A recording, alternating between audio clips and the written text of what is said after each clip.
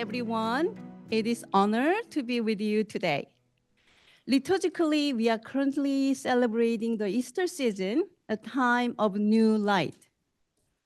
However, I'm finding this Easter season is challenging because our current socio-political reality feels like a continuation of the still dark Lenten season, even though we have a new pope.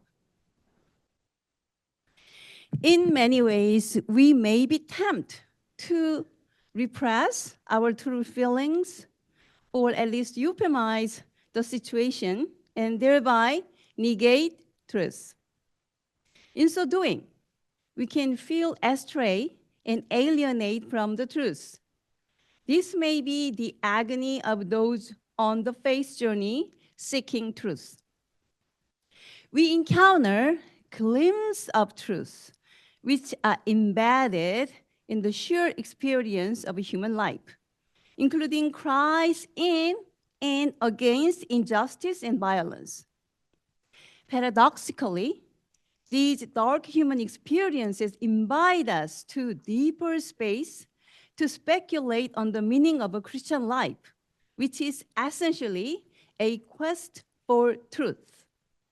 In Christian faith, truth is God, the love creator, or Jesus, the incarnated word, and the mover, dancer, Holy Spirit, manifesting amid human actions for justice and peace. Nevertheless, these truths, as half-veiled or hidden, stand beyond human capacity for comprehension or full comprehension. The journey toward truth is often deep and hurtful, and through this, we participate in the Paschal mystery, transforming or transcending dark reality to approach truth. French analytic theorist Jacques Lacan emphasized the relation between the desire and truth, explained that no one has full access to truth. He called this impossibility and impasse. Then how can we engage with the truth or truth-telling? Once we define truth as a mystery, we realize that the more we yearn for it, the more we know that we do not have a full access to it. In other words, we only possess pieces of a truth. Frustrating? Yes. Then we need to navigate the nature of truth, which is half-veiled. One of the most intensive inquiries into truth and human reactions to or against it is manifest in John's Gospel, especially Pilate trial scene. We meditated a few weeks ago, right? John's Gospel, chapter 18, verse 33 to 40, is about Pilate's trial and his detour of the truth. For Christians, truth is triune God, communion with God. Through the truth, we believe the world evolving toward communion and abundance in life, beauty, and love. John's Gospel mentions truth in several places. For example, Jesus proclaims, "You will know the truth. The truth will set you free."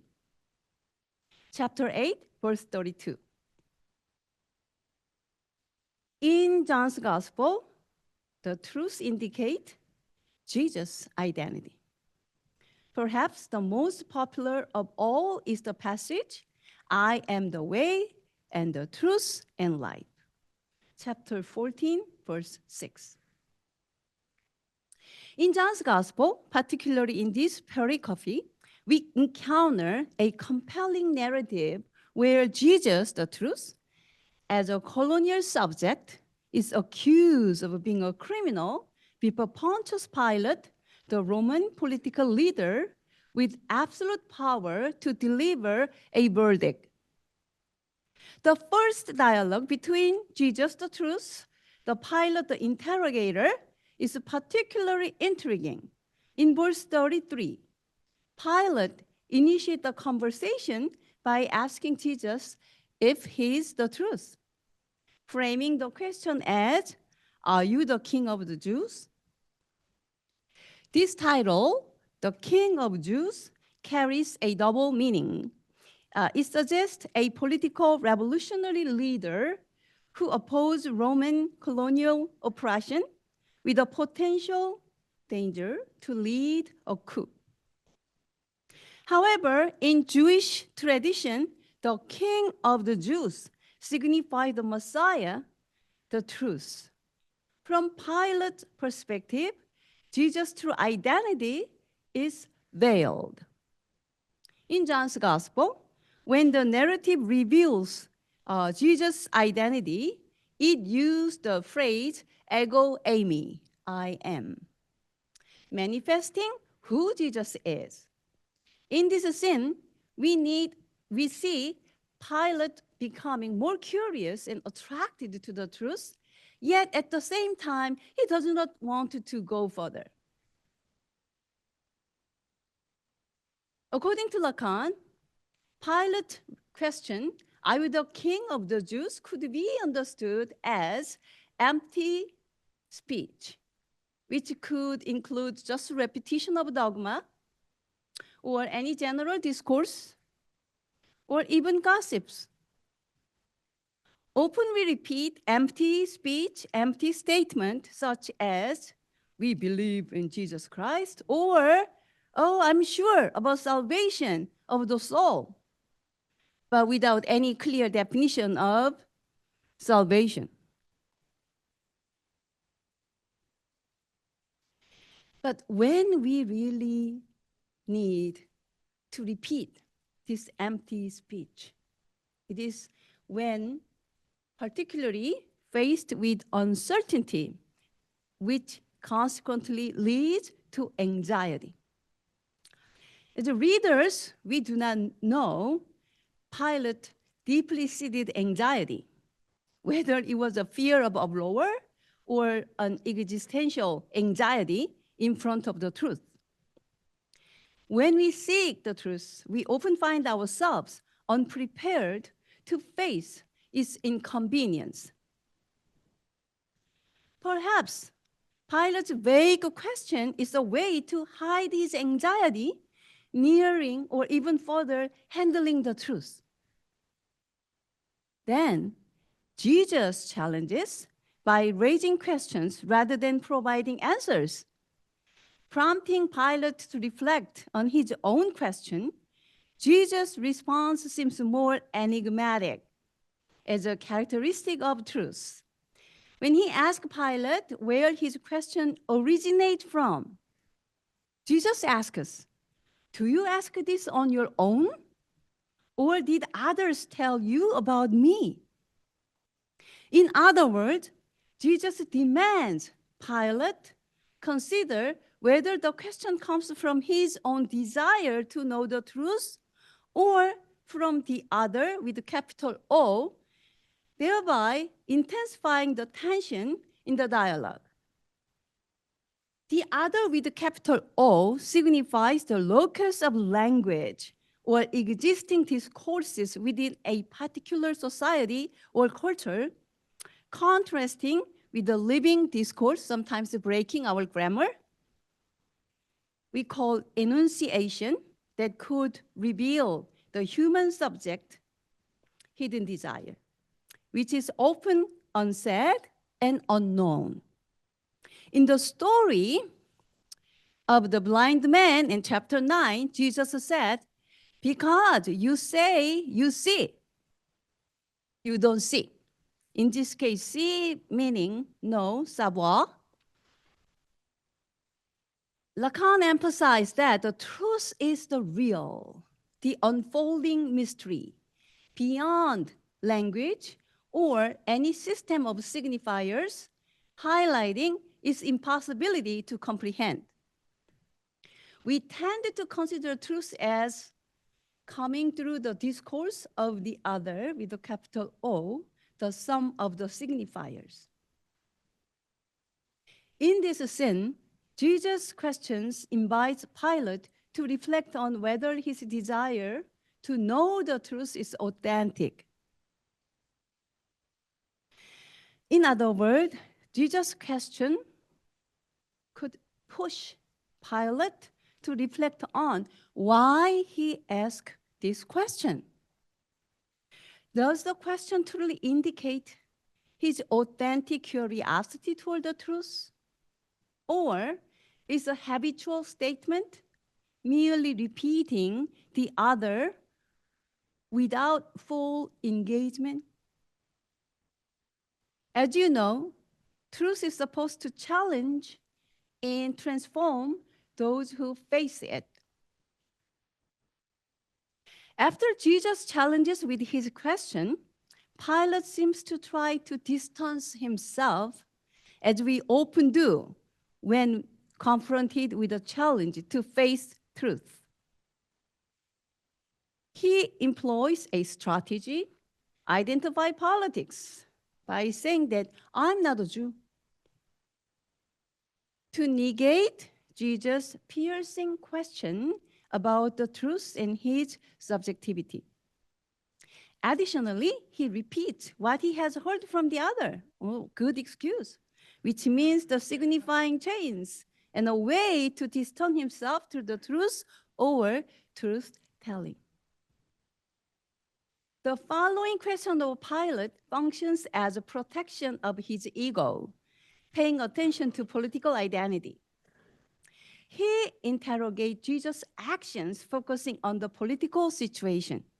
In other words, he directly asked Jesus this time what he did. His attitude, manner show ready or mix of seeking truth and avoiding truth simultaneously.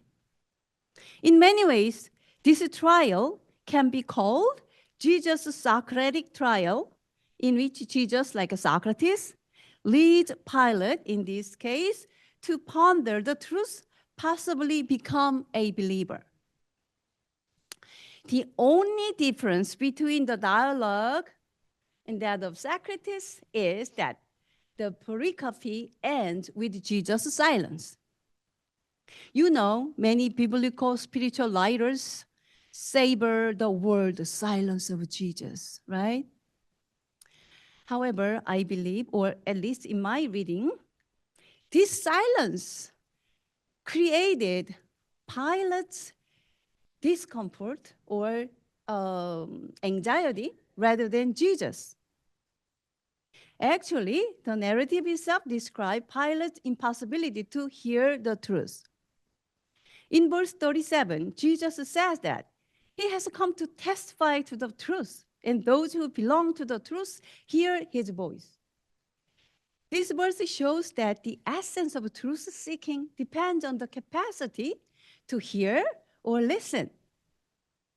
Hearing the voice in John's gospel emphasizes the recognition of truth, who Jesus is. Jesus revealed identity through truth-telling. Finally, in verse 38, Pilate raised a famous, intriguing question: what is truth? I imagine that intended readers would be excited to hear that. What is Jesus' answer, right? However, Pilate rushed out to the Jews, the accusers, without waiting for Jesus' response to his question. Like Jesus said that truth is, but he ran away. The trial scene showcases how challenging it is to approach and listen to the voice of truth. It is not easy to grasp the truth, the mystery. The absolute truth is that we only comprehend it partially. Truth-telling is even more challenging. Even when we are sure of the truth, we cannot speak it because there exists a linguistic gap between the signifier and the signified of truth. Further, according to Lacan, we, Homo loquens, those who learn to speak, do not speak, and rather we are spoken by the other, the dominant discourse of society. We are conditioned, we are shaped, we are formed by the other, and open the discourse of a social structure which reflects on voice and experience of dominant group of the society. Then the truth-telling becomes an impasse, and Lacan's four discourses about master's discourse, hysteric discourse, university discourse, all explain how truth-telling is prohibited from the other. The only possible or approximate way to approach the truth-telling would be create a safe space for mutual listening. Then I will talk about the listening as an art to create a space for hospitality. In other words, the art of listening is a hard work. Create a space of hospitality. Listening to others with different memories is the key to approaching truth. In this art of listening, the difference among individuals is fully respected as an avenue to expand our skewed view of the truth. This bias comes from our own background, cultural, historical condition. In the postmodern anthropology, then suggest juxtapose the different narratives as a way to approach certain truths. Listening include, in that sense, accepting an other's narrative as it is, not interpreting it. Also, listening is one of the most fundamental spiritual exercise based on self-knowledge, including one's own cultural assumption, condition, and the nature of the other, in this case, the dominant culture's discourse. Thus, the art of listening occurs on the borderland where many differences are encountered, open dissonance and tense conflict arise. In this venue, mutual listening create a space to discover truth, I would say, in the moment. Then let me delineate how we create a space of mutual listening called hospitality. First, humility. In this era of self-advertisement and self-promotion, humility sounds so not attractive and ancient. However, in every aspect of truth-seeking, we need to equip the virtue of humility, which comes from a deep awareness that we cannot fully grasp truth. Humility as a virtue and ethic indicates a quality by which a person willingly submits to God and others for not my own benefit, for God's sake. For me, humility comes from the awareness that each subject cannot fully reach the truth, thus we should listen and learn one another. The human subject in society is barred from the whole truth and learns to desire within the desire of the other, the society and culture. Thus, it is not easy to move over cultural, social, and religious expectations of the other. Then what? The only solution is mutual listening with third eyes, with two ears. Second, mutual listening, I said, it is art, right? Which requires practice until an artist can hone in a very particular aesthetic and the beauty. I love art, so often I research the lives of fine artists. I found a standard common line. Every biographies say that he or she drew day and night, always. Okay? It is art.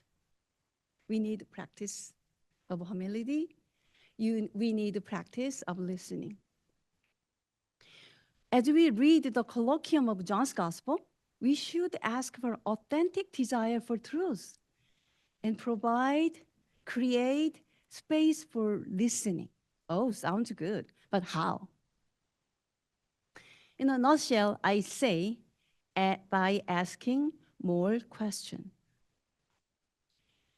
Just turning to the other until the person can make sense their crucial, sometimes brutal experience of life. It is their truth. Last night, I was really touched by the keynote speaker say that don't do anything to the victim, right? What can we do? The church gives them money and then after what, right? And then he said, nothing. Don't do that. Don't overstep. Just listen. Then how can you listen? No, asking questions.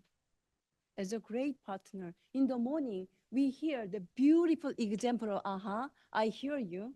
And then we can ask a question, not for my own curiosity, but for the person can make sense their experience, and then their meaning can be brought to the big church, and then, people of God. Personally, Lacan's graph of desire can teach me about the process of desire of truth seeking. In this graph, he say that we human beings belong to the discourse of the other, which is really given, and then provide our kind of skewed view. Then first step is to realize the other also has been shaped. The other, the big discourse, the meta-narrative, whatever dominant discourse, has been conditioned, shaped, manipulated by somebody. My upbringing, education, class, culture has shaped my view as a kind of counterpart. This view forces us to behave accordingly. Because very often, your narrative comes from your primary identity or ego formation construction called Einzige. Oh, you are good. You are brave. Or you are kind of, beautiful. Then, oh, I should be beautiful all the time through all my life. Oh, sorry, I'm not. In that way, listening to the truth is really, really challenging. Then first I suggest that we need to recognize that the truth is not the other big O. No, it is really about the linguistic system. Last night, again, the speaker really taught beautifully about how about the people lost their language. So we should really listen, raising gentle question, and then walking together. And then this kind of, who knows, very traumatic experience created very fragmented stories, without trying to giving some meaning out of that voices, just be there, just listen together. Many different voices exist, but the whole of the other cannot be equal to truth. So it's like 1 plus 1 plus 1 plus 1 plus dot, dot, dot is really what? It's more than just a sum, right? Always, the whole means, truth means always more than that. Lacan emphasized in the graph of desire that, I say, the other is also barred, has a limit. Thus, truth stands beyond the language or our system. As the German philosopher Martin Heidegger mentions, language is the house of being, and seeking truth beyond the language causes anxiety. Fully knowing our tendency to run away like a pilot from this process, we must engage critically with the whole process. So this process, the first step in seeking truth is realizing that we human subjects are born from truth, as so is the other. When we listen to others, we need to say, tell me more. Je bois. Tell me more, right? The pilots ran away from just after asking questions, but I needed to stay there in the moment of discomfort, asking ourselves, why I don't feel comfortable listening to this story of truth. The question of Cheboy, it is say more, only exists to help others explain their own truth. But at the same time, I needed to ask myself, why do I not feel comfortable? Then how far can we go?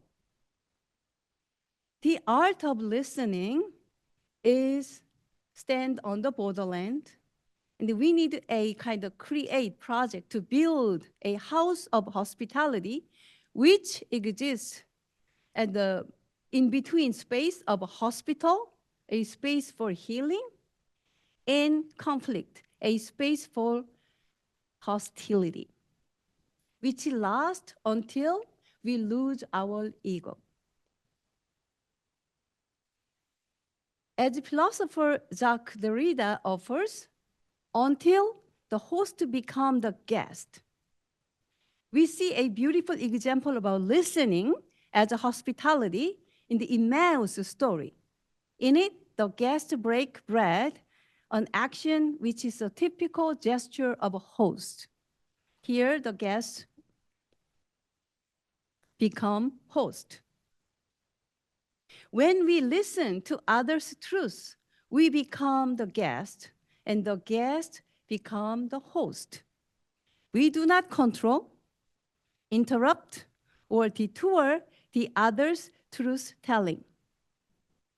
In this sense, our listening becomes an art of hospitality. The art of listening requires a courage to accept our anxiety in front of truth, which threatens us, which may totally change our life's direction. Life is an invitation to flow, fully acknowledging our lack of truth, through which we are becoming learners of truth. Here, I, with you all, wanted to become a learner of truth by listening from others, fully acknowledging that we all cannot have full access of truth.